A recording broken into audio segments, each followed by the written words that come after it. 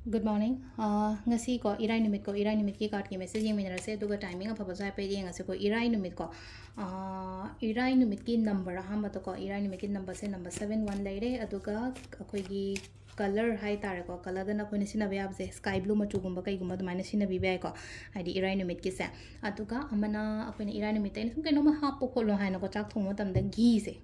अखोई घी असेंग बसे कई दुमाई तरो हाप याको दो कलर्स लेरे स्काई ब्लू लेरे अदुगा नंबर दना 71 लेरे अदुगा चाक थोंबदने साइड घी खतंग अम दुमाई हापी होते सिदगी कार्ड अहुम खतंग थोसे को कोई नीति गी लथोपो है हाडी card number 1 card number 2 card number 3 को अहम कार्ड से लेरे अनिशुब कार्ड से लेरे अदुगा अहुम सुब कार्ड से लेरे हाडी फर्स्ट कार्ड खंजरा सेकंड कार्ड खंजरा नत्रगा थर्ड खंजरा को अम खनबिरसे को अदुगा ngasi gi na timing afaba sai petang yeminarase mayam ko hadi timing afaba na kai lege haibado ko aham bakhan bangai yengase ko aham bakhan bangai gi oina laiba card se kaino ha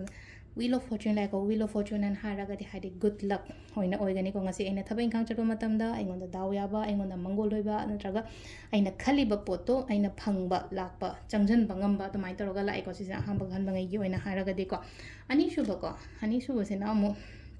impress like ko impress na sum lein ko hadi ke no ma hadi mi gumba hingat pani khangde engonda phaba changak pani khangde natraga aina na hangai khona griba taw griba khot griba mayam do adugi result kumba reward kumba natraga outcome man harasne ko mai taroga engonda lakpa harasne ko amai taroga le ko sida hadi aina khona griba aina taw griba exam like pekha mak tha gre na khala se pekha do result out oiraga hadi engonda result kumba lakpa ko phajana mai tar positivity kumba lakpa mai oin oir ko sida ani shuba card le ko ahum suba sida le se ko hangman lakpa se hai tare ko sida kem khalono haji ngasi se ai thabak se yadre na khala se hayeng ma ya jani da line tam mai lak sa jani da kaina dumana khandok pe hadi just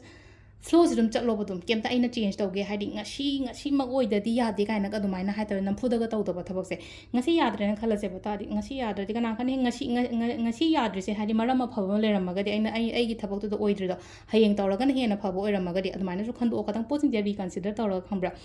ममांग यागिद्रे यागिदबदो सो अफबा मा थीबसु याबदो मखोइना को canoe मतौ मतम को अदुने दस लेजे को अदो सिसना खोइगी canoe ले को कार्ड की मैसेज ले को टाइमिंग सो पे येंगसे को टाइमिंग सिना युकी पुंग मंगा गा कैनो हारसने को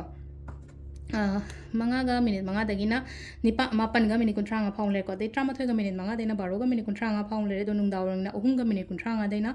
पुंग मंगा गा मिनट मंगा फाव को हादि 3 गा मिनट कुंट्रांगा देना मंगा गा मिनट मंगा फाउंग ले दुगा नुंगदांगिना 9 गा मिनट मंगा देना नुंगदांगी 9 गा मिनट कुंट्रा मंगा फाउंग ले को दुगा अहिंगी नामु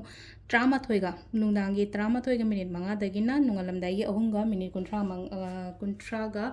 मंगा फाउंग ले को सिसना खोइगी ngasi gi oina aba timing ko ado friday se koin sum ke to be